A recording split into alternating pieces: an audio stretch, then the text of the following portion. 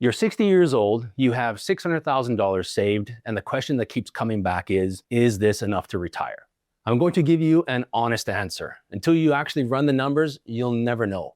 Because the real answer has about 5 parts, and most people only think about 1 or 2 of them.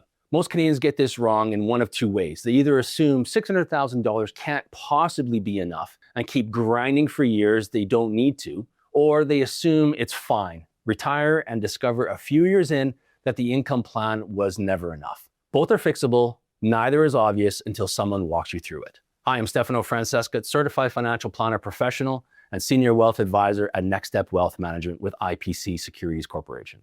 Every day, we work with our clients, helping them answer the 3 big questions: how much, how long, and what if.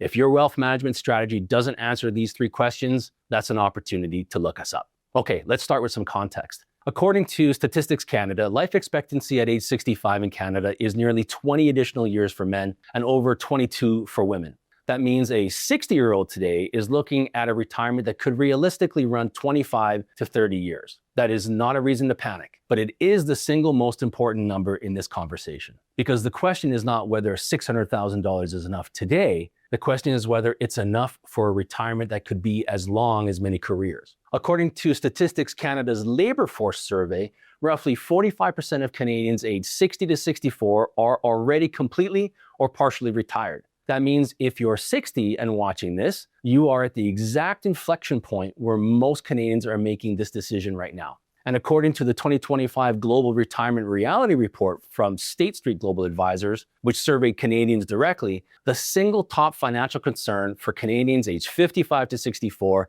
is outliving their savings. Not the market, not inflation, not healthcare costs, having more time at the end of money. You see, if we all knew our expiration date, this type of planning would be really easy. That fear is reasonable and it's manageable, but only if the income plan is built around how long the money actually needs to last, not just how much there is at the start. So before you panic, let's focus on what you have already earned. Most Canadians look at their account balance and feel the gap between what they have and what they think they need. But they're missing a critical piece: the government income they've already earned that arrives every month regardless of what markets do. CPP first. The maximum monthly CPP benefit at age 65 in 2026 is $1,507.65. Only a small fraction, roughly 6% of recipients receive the maximum because it requires decades of contributions at the highest earning level. But most working Canadians receive something meaningful. As of early 2026, the average Canada Pension Plan retirement benefit for new beneficiaries starting at age 65 is approximately $800 a month. OAS begins at 65 and pays a maximum of $742.31 per month for Canadians aged 65 to 74. Unlike CPP, it's not tied to your work history. Many long-term Canadian residents qualify for a full or near full benefit.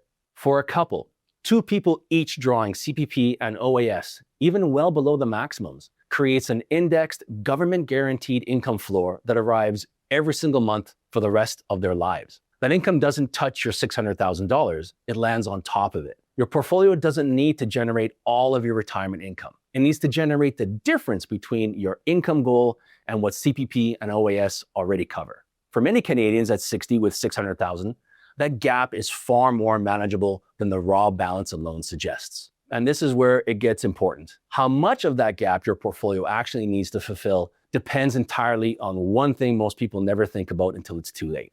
It's not the amount you saved, it's where it's sitting. If that reframing is useful and it changes the math for most people I sit down with, take 2 seconds to like and subscribe. It helps more Canadians find this context. Money in an RRSP is fully taxable on withdrawal. Every dollar comes out as income. It could push you into higher tax brackets, it can trigger that OAS recovery tax, and your RRSP must be converted to a RRIF by December 31st of the year you turn 71, at which point mandatory minimum withdrawals begin, whether you need the income or not. At 71, the minimum is 5.28% of your RRIF value. By your late 80s, it exceeds 10%. CRA sets that schedule, you don't. Money in the TFSA is the opposite. Tax-free in, tax-free out, it doesn't show up on your income, it doesn't affect OAS, it doesn't count against a single income-tested benefit. Non-registered savings carry their own rules: capital gains treatment, interest income, dividend tax credits, and don't overlook tax-free return of capital. Same dollars invested, but split differently across those 3 account types could produce dramatically different tax outcomes in retirement. Different enough to mean the difference between OAS clawbacks and none, or between two different marginal tax rates. Where your money lives is as important as how much you have. And there's a reason most people only figure that out after they have already retired, because the damage from getting it wrong in the first few years is almost impossible to undo. That's exactly what Part 4 is about. A 60-year-old in Canada today has a realistic probability of living well into their mid to late 80s. That means your retirement could run 25 to 30 years, longer than many people's entire careers. That time frame creates 3 specific threats, and most people only understand 2 of them. The first is longevity risk, outliving the money. A 60-year-old retiring today could easily be drawing income at 88. Most retirement plans aren't built for that. The second is inflation risk. What $600,000 buys in lifestyle today is not what it buys in 20 years. The erosion is gradual, which is exactly why people underestimate it. You didn't feel it until it's already happened. The third one is the one that catches people off guard, and it's called sequence of returns risk. Here's the short version. 2 people can have the exact same portfolio, the same average returns over 30 years, and end up in completely different financial positions because one of them had a bad market in year 2 of retirement, and the other had it in year 22. The order of returns matters more than the average. And once the damage is done in those early years, the math doesn't recover. It's not an opinion, it's just arithmetic. These aren't reasons to delay retiring. They're reasons to build the plan that accounts for all 3 before you hand in your notice. Here's where the video shifts from diagnosis to decisions, because everything we've covered so far is only useful if you know what to actually do about it. And if you're 60, several of these windows are still open, some of them are closing. CPP timing is one of the most consequential decisions on this list. You can take it as early as 60 at a permanent reduction of 0.6% per month, a 36% cut if you start at 60. Delay past 65 and it goes the other direction, 0.7% per month up to 42% more at age 70, indexed for life. Here's a bonus. One thing about CPP that most people don't know. If you apply after 65, Service Canada lets you request up to 12 months of retroactive payments. That lump sum can feel like a win, but it quietly locks your ongoing monthly rate at the lower, earlier calculation. You get the back pay and give back part of your enhancement you waited for. If maximizing monthly income is the goal, you don't take the retroactivity. CPP earlier or later, which direction makes sense depends on your health, other income, and how your full plan is sequenced. This one deserves deliberate analysis, not a default decision.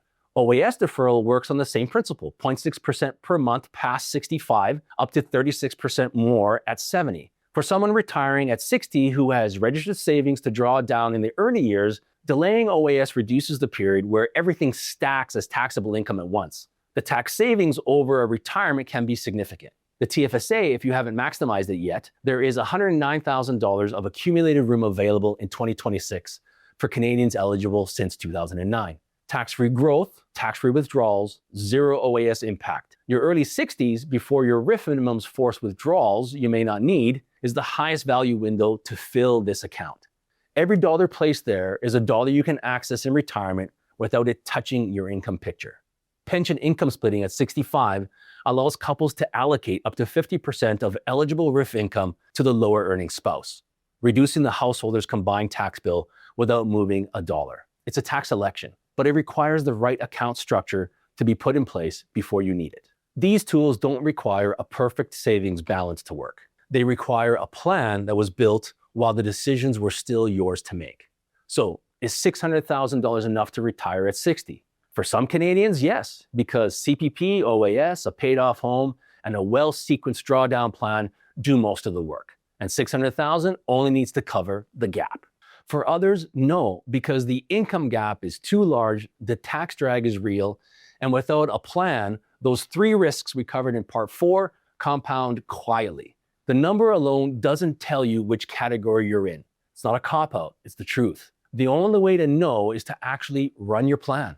Your CPP projection, your OAS timing, your account mix, your investment structure, your income needs in early, middle, and late retirement, mapped against how long this money needs to last.